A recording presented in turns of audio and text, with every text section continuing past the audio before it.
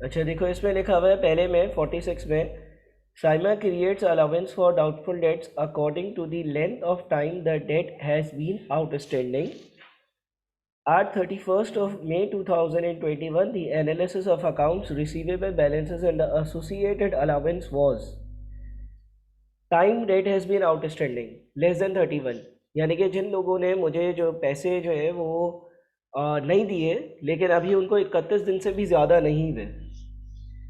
Allowance required नील, इन पर कोई मैं प्रोविज़न नहीं बनाता. और फिर आपके पास balance at 31st of May, यानी कि ये जो अलाउंस का बैलेंस पिछला वाला चल रहा होगा कोई, वो शायद बताया हुआ है. ठीक है ना. फिर इसी तरह से 31 से 60 डेज वाले जो पेमेंट वाले लोग होते हैं उस पर मैं 4% का अलाउंस बनाता हूँ, अमाउंट 16,900 है. और 60 डेज से पुराने हो गए हैं, उस पर मैं 50% का अलाउंस बनाता हूँ और अमाउंट 8750 है.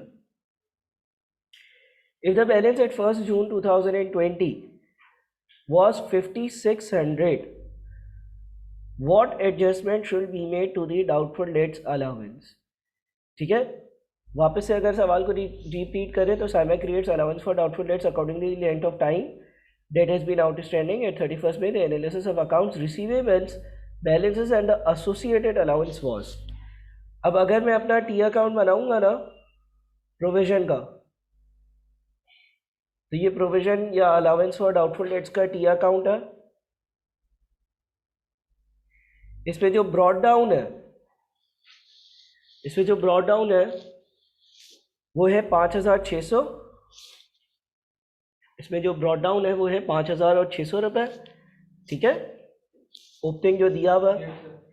अच्छा, कैरी डाउन कैसे आएगा? कैरी डाउन ऐसे आएगा कि 32,700 रुपीज़ का जो लोगों को उधार दिया हुआ है वो अभी उसको 31 दिन भी नहीं हुए, तो इतना पुराना हुआ नहीं है, तो मैं उस पर 0% अलाउंस बनाता हूँ, यानी कि अलाउंस बनाता ही नहीं हूँ.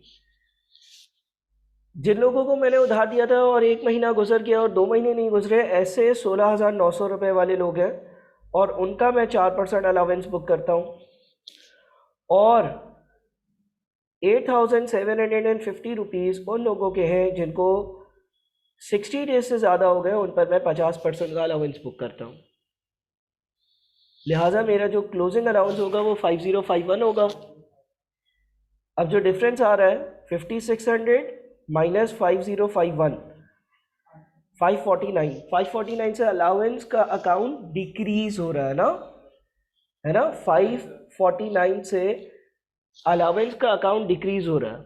जो ओपनिंग अलाउंस थी, यूँ भी इसको देख सकते हो, ओपनिंग अलाउंस 5600 थी, क्लोजिंग 5051 है, तो आपके पास 5600 माइनस 5051 यानी कि 549 का डिक्रीज है.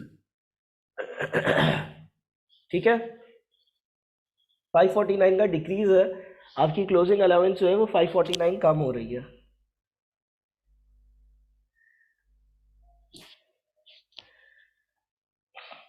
सही है, कोई मसला तो नहीं है इसमें.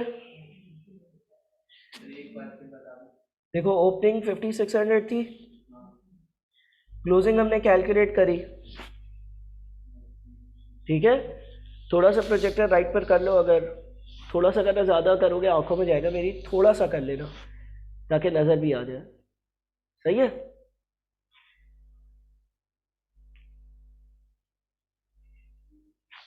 आ रहा है नज़र? सही है ना. तो अगर क्लोजिंग 5051 है तो 549 का डिक्रीज है ना, समझ गए. तो इसीलिए आंसर जो है वो 46 का डी है.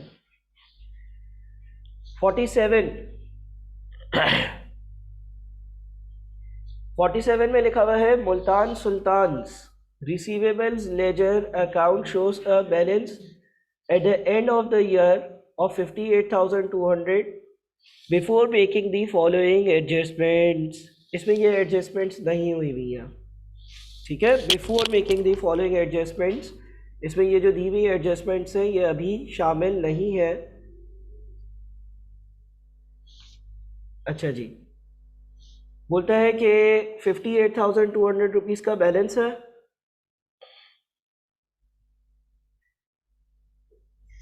पहली चीज़ लिखी हुई है, Multan Sultan wishes to write off debts amounting to 8900 as he believes they are irrecoverable, यानी कि 8,900 रुपये का बैड डेट है। बैड डेट की एंट्री क्या पास होती है? बैड डेट एक्सपेंस डेबिट और डेटर्स क्रेडिट, यानी कि 58,200 के जो रिसीवेबल्स हैं उसमें से 8,900 माइनस हो जाएगा, बैड डेट एक्सपेंस डेबिट और receivable credit. MS also wishes to make a specific allowance for Lahore Qalandar's debt of 1350 and Islamabad United's debt of 750. MS wishes to maintain a general allowance of 3% for the year and receivables balance for the year, ये and होना चाहिए, receivables balances, MS allowance for receivables at the last year end was 5650. What is the charge to the statement of profit or loss in respect of the above? देखो 8,900 तो direct paid date है, 8,900 हटाते हैं, बचता कितना है बताओ? 49,300। 49,300 जो है ना, इसमें ये बोलता है Multan Sultan also wishes to make a specific allowance for Lahore Qalandars debt of 1350 and Islamabad United debt of 750। इसमें कौन कौन है? इसमें लाहौर कलंदर है, उसका अमाउंट कितना है? 1350। बोलता है इस पूरे की प्रोविजन बनाऊंगा स्पेसिफिक। इसमें और कौन है? इस्लामाबाद यूनाइटेड, वैल्यू कितनी है? 750। बोलता है इस पूरे की भी प्रोविजन बनाऊंगा। और अगर 49,300 में से 1,350 और 750 हटाते हो, दोनों माइनस करो, कितने बच जाते हैं? 47,200 के अदर्स है।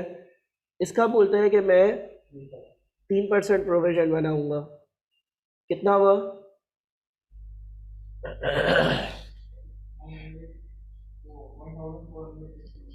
1,416। अब इन तीनों को ऐड करो ज़रा।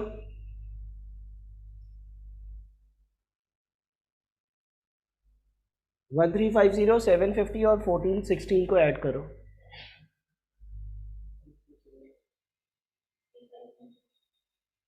अगर मैं अपना प्रोविजन का अकाउंट बनाता हूँ, प्रोविजन का जो ओपनिंग है वो 5650 है, क्लोजिंग जो है वो कितना आ रहा है? क्या बताया आप लोगों ने? 3596, हाँ 16, 3516। डिफरेंस कितना आता है?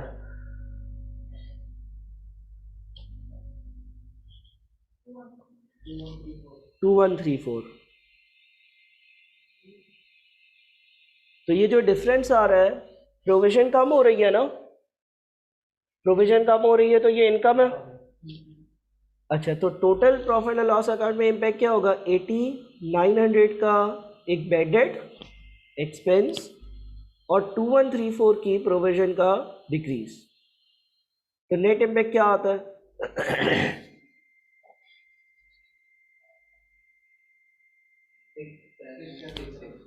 6766। ए आंसर होगा। प्रॉफिट एंड लॉस अकाउंट पर एक 8900 की एक्सपेंस की वैल्यू होगी और 2134 जो है वो मेरा इनकम है। ठीक है, तो 6766 नेट आंसर बनेगा, इसीलिए 47 का आंसर सी दिया हुआ है क्या? देखो हमने कोई कैलकुलेशन में गलती करी है क्या? 47 कर रहे हैं ना?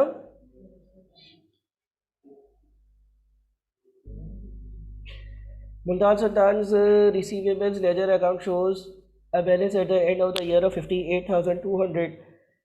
Before making the following adjustment, MS wishes to write out the balance amounting to 1,800 as he believes they are irrecoverable. MS also wishes to make a specific allowance for Lahore Qalandar's debt of 1350 and Islamabad United debt of 750.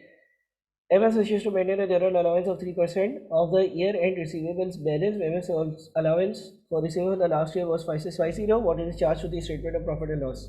67660 आ रहा.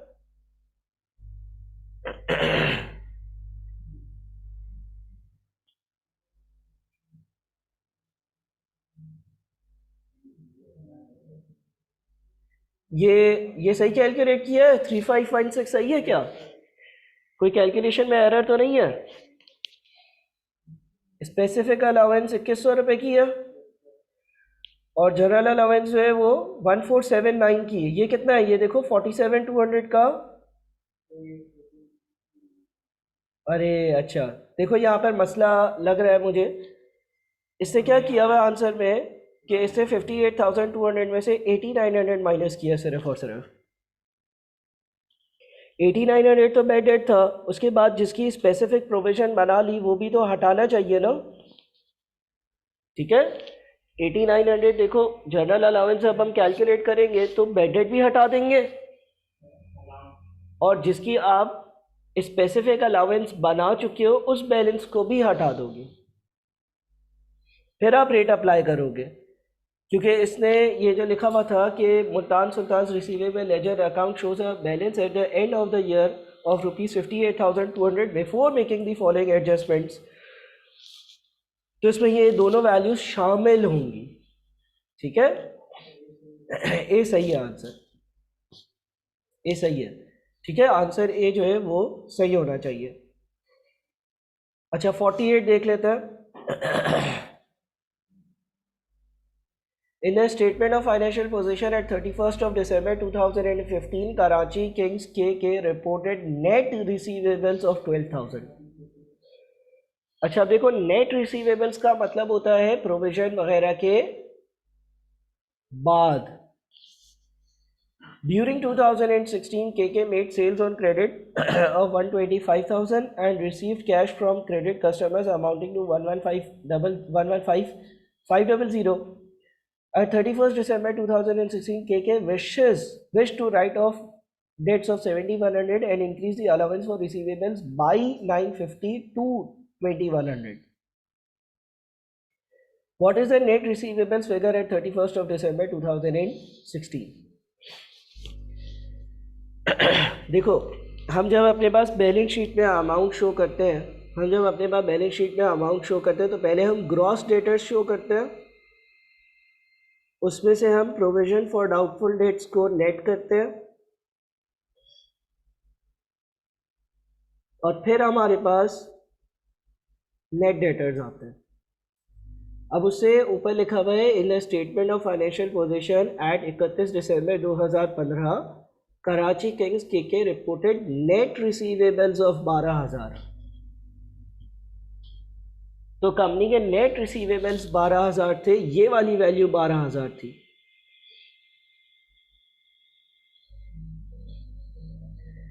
Balance sheet में आपको याद है ना, हम debtors में से provision minus करके नेट अमाउंट लिखते थे. अच्छा अब देखो एक और बात एंड में लिखी हुई है यहाँ पर कि increase the allowance for receivables by 950 to 2,100. By 950 का क्या मतलब होता है? बाई 950 का मतलब होता है 950 से बढ़ाकर 2100 कर दी. तो ओपनिंग प्रोविजन कितनी होगी? 2100 में से 950 हटाओ, 1150. ओपनिंग अलाउंस होगी 1150, क्लोजिंग होगी 2100 क्योंकि मैंने अलाउंस को 950 से बढ़ाया है. ठीक है, इसका मतलब ओपनिंग प्रोविजन होगी 1150. तो ओपनिंग जो ग्रॉस डेटर्स होंगे, प्रोविजन से पहले वाले डेटर्स होंगे, वो कितने होंगे बताओ? आप क्या करो, 12,000 में 1150 को ऐड करो.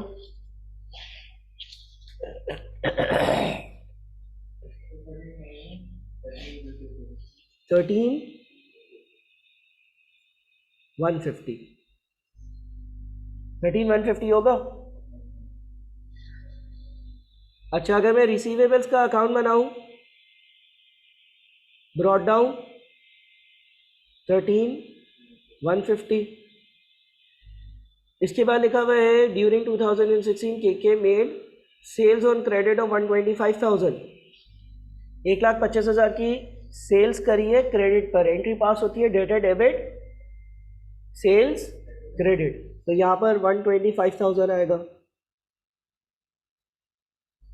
And receive cash from credit customers amounting to 115,500, cash debit debtors या receivables credit 115,500। At 31st December, KK wished to write off debts of 7,100. Better debit, receivable, credit, and increase the allowance. What is the net receivable? पहले तो इसका carry down बताओ कितना आता है, दोनों sides को बैलेंस कर डेटर्स का अकाउंट कंप्लीट करो, मुझे बताओ कैरी डाउन कितना आता है। 13,150 और 125,000 को ऐड करो और उसमें से 115,500 और 7,100 माइनस करो। सॉरी 15550, ये आपका कैरी डाउन आ गया। अच्छा, उसने क्लोजिंग नेट रिसीवेबल्स की अमाउंट पूछी। नेट का मतलब होता है कि आप इसमें से क्लोजिंग प्रोविजन को माइनस करो, कितना बचेगा नेट बताओ।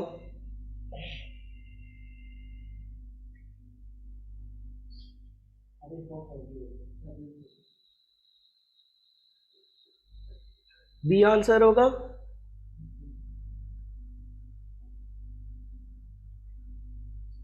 फोर्टी 48 का इसने ए दिया हुआ, क्या आंसर बनता है?